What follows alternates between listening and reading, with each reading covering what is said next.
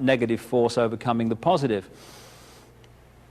And in the Althorp estate now you have this, what you might call temple to Diana, and on many of the aristocratic estates and stately homes of England that carry these reptile human bloodlines, you find either temples to the goddess Diana in the grounds or areas of the stately home handed over to the goddess Diana.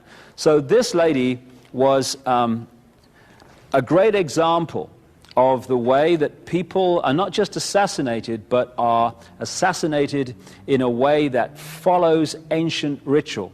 Because ritual is very powerful. If you do things in a certain ritual way, it generates a much more powerful energy than if you just killed someone in a straightforward way. But as I say, in The Biggest Secret, I go into this in enormous detail, and the symbolism is just stunning of this event. Okay, we're in the modern world. We've come a long way over thousands of years. This brotherhood, as it came out of the Near and Middle East into Europe and then through the British Empire across the world. And we're now at the point where the control of the globe is possible. And we're also at a point, a crossroads, where we can choose to take the road of freedom, or we can choose to stay as we are and allow this agenda to unfold and further imprison, in a most extreme way, the human race in the next few years. Just a choice. We take that choice, this is gone. But we need to make that choice and do something about it. The aim of this agenda over this long period of time has been to create this structure. And don't take my word for it, just look around the world. It's unfolding now. This is not a theory or a prophecy. It's happening on CNN when you turn on every day. You're seeing it unfold. It is to have a world government which would control a world central bank, a world currency, a world army, and a microchip population. The microchip population is already being introduced.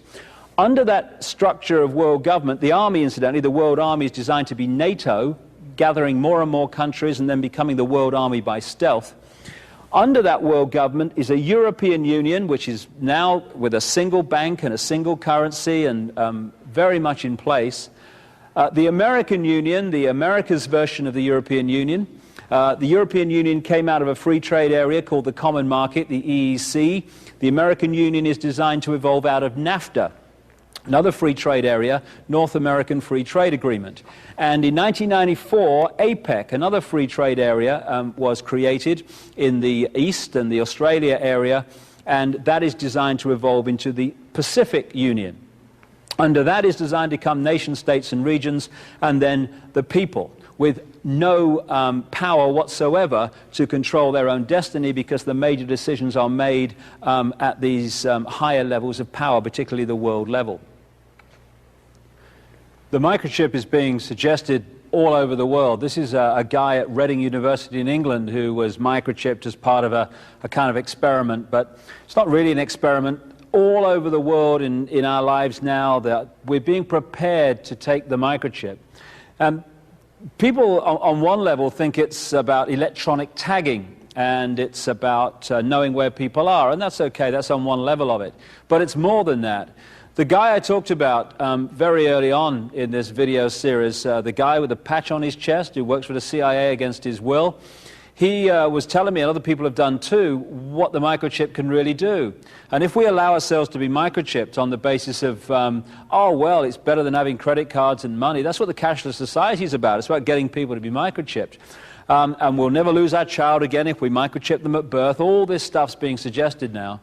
But he said, you know, when people are microchipped, they are giving external control of their physical health, their emotions, and their mental processes, their mental faculties, their mental perception to whoever controls the microchip. And if everyone's microchipped, you suddenly got mass control on the end of a button, almost, of the population. That's the idea. That's what we're being drawn into as part of this agenda as it unfolds. And if we say no to one thing only and then go back to watching The Price is Right, let us say no to the microchip, because then at least we've got a bit of a chance here. The United Nations symbol came out of the Freemasonic symbolism also. The United Nations was created to be a focus for the centralization of global power, like that world government on that earlier slide. The sections in that target type symbol of the United Nations, there's 33. Just happens to be 33 degrees of the Scottish Rite of Freemasonry. And it's kind of nicely framed, isn't it, with those leaves. I wonder where that came from. Oh, yes, I remember now. It's a Freemasonic symbol, again, transferred to the United Nations. These symbols of these various levels of control, the European Union has 12 stars in a circle, etc. They're all esoteric symbols. Now this, I guess of everything I've said so far, these next few minutes are going to be the most important, because I'm talking about the most powerful means of mass manipulation which has been played, this card, for thousands of years, and we're still falling for it. And it is this more than anything that's advanced this agenda to centralization of global power. I call it problem, reaction, solution. It works like this. You want to bring something in here, centralization of power, more power for the police, more power for security agencies, whatever, and you know that if you do it openly and honestly, there's going to be a reaction against it. We're not having this. This is a global fascist state. Go away. We're not standing for this. This is outrageous. That's what you're going to get if you do it openly.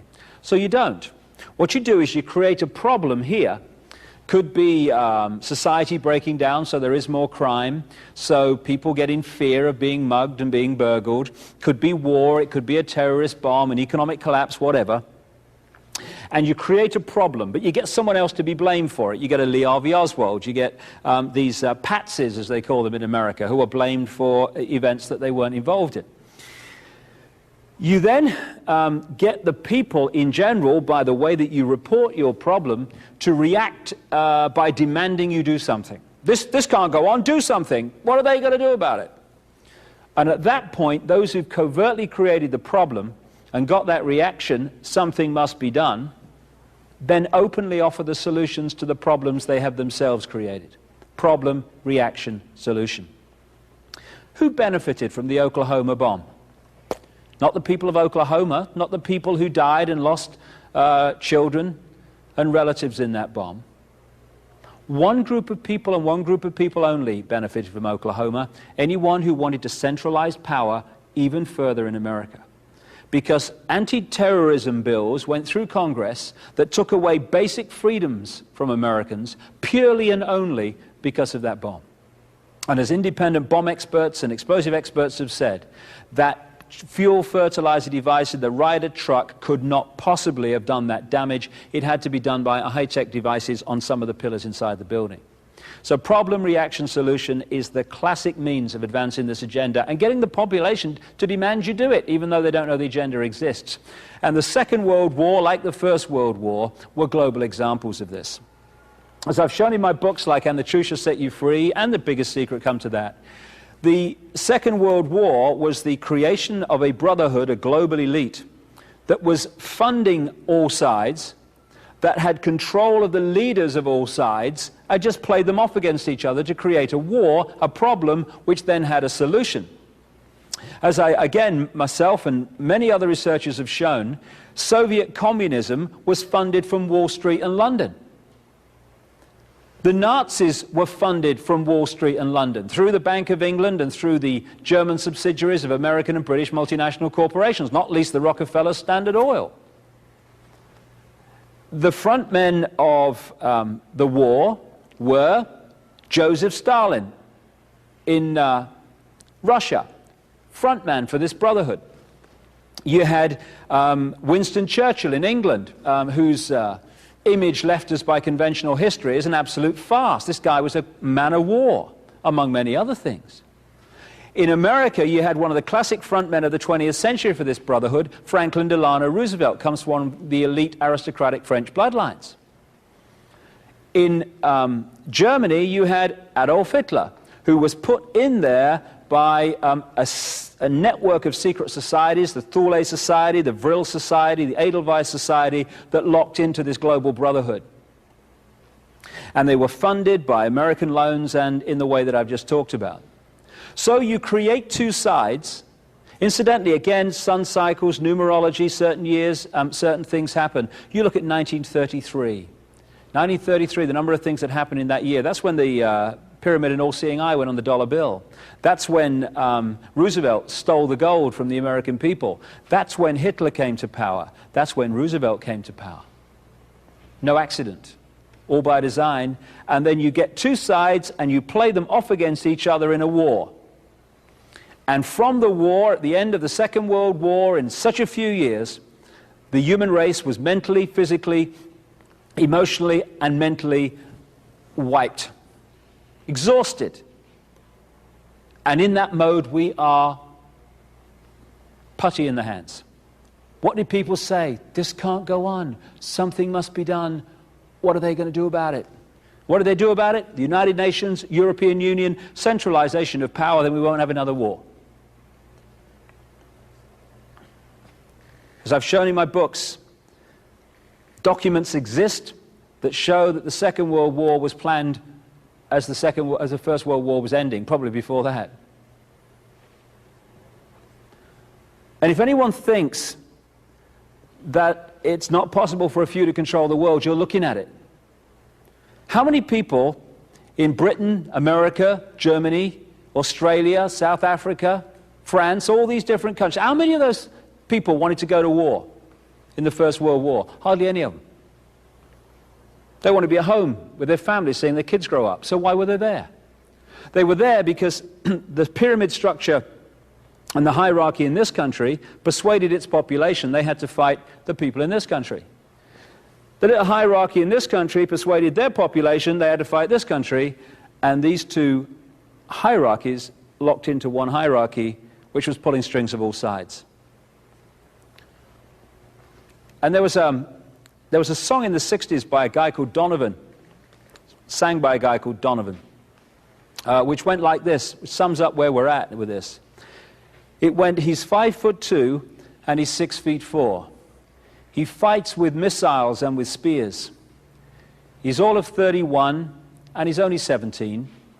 He's been a soldier for 1,000 years. He's a Catholic, a Hindu, an atheist, a Jain, a Buddhist and a Baptist and a Jew. And he knows he shouldn't kill, and he knows he always will.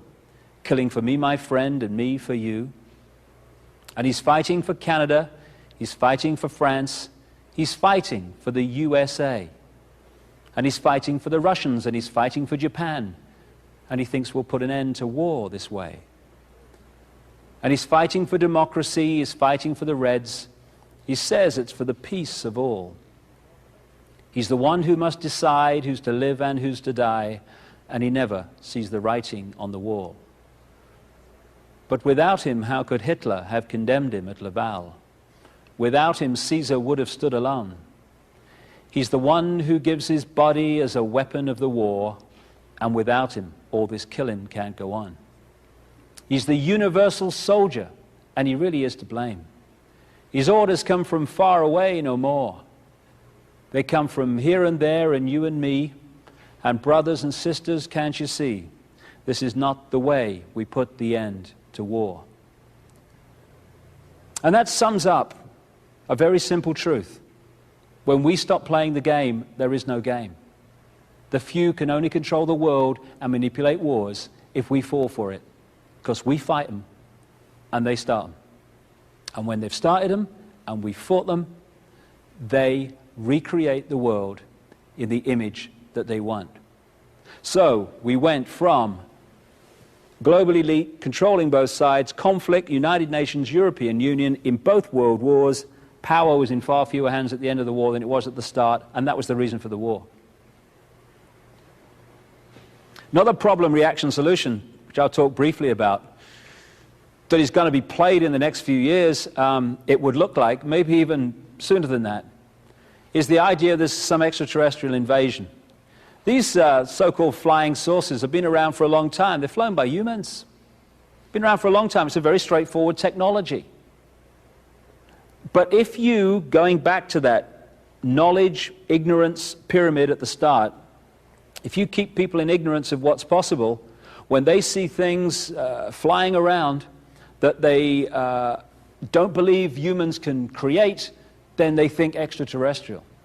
And there's a scam being played here in which, while these extraterrestrial created and connected bloodlines have been running the world and still are all these thousands of years, that we're going to be persuaded that there's some extraterrestrial invasion coming in. And what will that justify?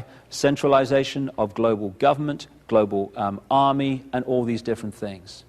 And that's being played now. We're being prepared for it with more and more of these extraterrestrial stories coming out through things like X-Files, made by Fox Television, owned by Rupert Murdoch, which is owned by this Brotherhood. Things like Independence Day, made by 20th Century Fox, owned by Rupert Murdoch, who is owned by this Brotherhood. Things like Alien Resurrection, made by 20th Century Fox, owned by Rupert Murdoch, who's owned by this Brotherhood, and so on and so forth. So problem, reaction, solution happens on many, many levels. And if we keep reacting, something must be done. Oh my goodness me, save me. This will just go on. We have to ask, I would suggest, a very simple question when these things happen. Who benefits? Who benefits from me believing what I'm being asked to believe about this event? And if who benefits, and invariably it does, anyone who wants to centralize power in the world, we should do a lot of thinking before we jump in and say, do it, anything, to change the situation we're in. Alongside problem, reaction, solution is another technique. I call it the stepping stones technique. James Madison once said, I believe there are more instances of the abridgment of the freedom of the people by gradual and silent encroachments of those in power than by violent and sudden usurpations. And what that is saying in simple terms is if you want to go from here to there, you know if you go in one jump, people are going to go, what's going on? What's going on? So what you do is you do it in little steps, each step projected as totally unconnected to the others, and suddenly you're here, and when people look back, they say, my goodness me, where did this come from? European Union has been created like that. You join a free trade area, you end up in a centralized fascist state. This is the structure throughout these thousands of years that I've been talking about, which has allowed this scam to go on. You have the elite, the Brotherhood elite, because, you know, even when the Freemasons and these secret societies, the vast majority of them haven't got a clue this is going on. They'll be as surprised at this as anybody. These secret societies are compartmentalized fiercely. You only go to the next level if you're chosen to go to the next level, and that means knowledge. So most Freemasons and secret society members are not involved in this scam, only the few at the top who know what's going on. And so you have a situation with pyramids inside pyramids. It's like Russian dolls, one inside the other. So a bank is a pyramid, a transnational corporation is a pyramid, and a compartmentalized pyramid. The guy who goes to work in the bank in the morning, he's gone to earn his living so he can pay for the mortgage and look after his family. He's not trying to scam the world. But he doesn't know what he's part of. And so these fiercely compartmentalized pyramids mean that the bank is controlled by very few people. But that bank then goes into the next pyramid, the global banking system pyramid, and at the top of that, the same people control all the global banks. Same with the transnational corporations. They are individually a compartmentalized pyramid. They go into the transnational corporation global network, and at the top of that, all the transnational corporations are controlled by the same people, and they're the same people that control the banks. Same with the military, same with the secret societies, and same with the intelligence agencies, etc. Same with the political parties. And so what we've seen in this 20th century, just take the 20th century alone, is an incessant centralization of power in all areas of our lives. Why? Because all those institutions fuse into the same brotherhood, which is putting down those apparently unconnected areas of our lives, the same policy of centralization, all coordinated. This is the one-party state pyramid. Down here in the political parties at the bottom of the pyramid, you've got people who knock on your door and put the funny hats on at the conventions and political meetings and stuff. And they genuinely believe they're on different sides because they know no different. But as you go up these pyramids to the point that I'm talking about, to this brotherhood, these political parties that appear to be different in public fuse into the same leadership. So the people that supply or dictate who's going to run for president in the Democrats in America are the same people that dictate who's going to run for the Republicans. Same all over the world. It's one-party states, but we have to believe we have multi-party states and freedom and choice, otherwise we might rebel against not being free. We've got to be persuaded we are. And these political parties, in the end, are controlled by the same people. It's interesting, three of the key symbols that this brotherhood has used over these thousands of years is the lighted torch, the dove, and the red rose. And the three political parties in Britain are the Labour Party, Tony Blair's government, which is the red rose symbol, the Liberal Democrats, which is the dove, and the Conservatives, which is the lighted torch. Just a coincidence, nothing to worry about. We are told, and the media emphasizes this, and the leaders of politics, etc., walk the world stage as if they are at the peak of political decision-making in the world. When you look at the way it really works, the presidents, prime ministers, and heads of NATO, etc., are nowhere near the top of this global pyramid. They're some way down. And they are appointed and manipulated into power by those above them that control the banking system, the media, etc., which you need to have money and media support if you're going to make these positions. So presidents and prime ministers, why they stand there as, you know, someone once said the president of America is the most powerful man in the world. My goodness me, what a joke. They are administrators of an agenda which is being decided above them by people outside the public eye mostly. This is the health pyramid, another wonderful example of how this works. You've got the transnational drug corporations controlled by this global elite. They, the transnational drug corporations, created the World Health Organization within the United Nations. The World Health Organization, as a committee called Codex, which is devising regulations to make life very much more difficult for alternative healing and food supplements, etc. The Codex regulations come down and are introduced by European and national governments, go through the medical profession, and then are imposed on the people. And the alternative health methods, I say alternative, they've been around for thousands of years, the scalpel and the drug for 10 minutes, they are being squeezed out by this edifice of power. And because the drug companies control the World Health Organization and the doctors, etc., situations can arise like this. A few years ago, the World Health Organization announced there was going to be a measles epidemic the following year. And in Britain, the government spent taxpayers' money to produce very fear-based advertisements, black and white, with a big ominous voice saying, by the end of this year, one of these children on the picture will have died from measles. Oh my goodness, fear, the manipulation of fear again. As a result of that, there was a 99.99999% take-up all over Britain of that measles vaccine. A whole generation of children had that vaccine, and who supplied the vaccine? The transnational drug companies who, through the World Health Organization, had arranged for that announcement to be made. What happened? No measles epidemic. But then you say, what was going on? What about the epidemic? They say, well, there wasn't one because people were vaccinated. So the cycle goes on and on and on. Vaccination is one of the key ways that the human body and the human immune system is being undermined according to this agenda. Over the years, different groups of these secret societies have emerged for specific tasks. And because the agenda has a specific time scale, and across the millennium is the time of introduction, through this century, this agenda has been advanced quicker and quicker and quicker. Towards the end of the last century, and right at the start of this one, a secret society was created in Britain, not surprisingly, called the Round Table. It was headed up originally by a guy called Cecil Rhodes, who was one of the bloodline families that orchestrated the manipulation and takeover of southern Africa by Britain. Also, Rhodes scholarships came out of this guy, Cecil Rhodes. I think I mentioned those earlier, where the youngsters of the bloodlines around the world are picked up and given a Rhodes scholarship to Oxford University. This comes out of the same guy. Well, he died in 1902, and other people took over. And there were roundtable groups interlocking, set up around the world. The key places were America and Britain. And when we had the First World War, the key people in the American War Administration were members of this round table, and the key people in the cabinet in Britain were members of this same round table.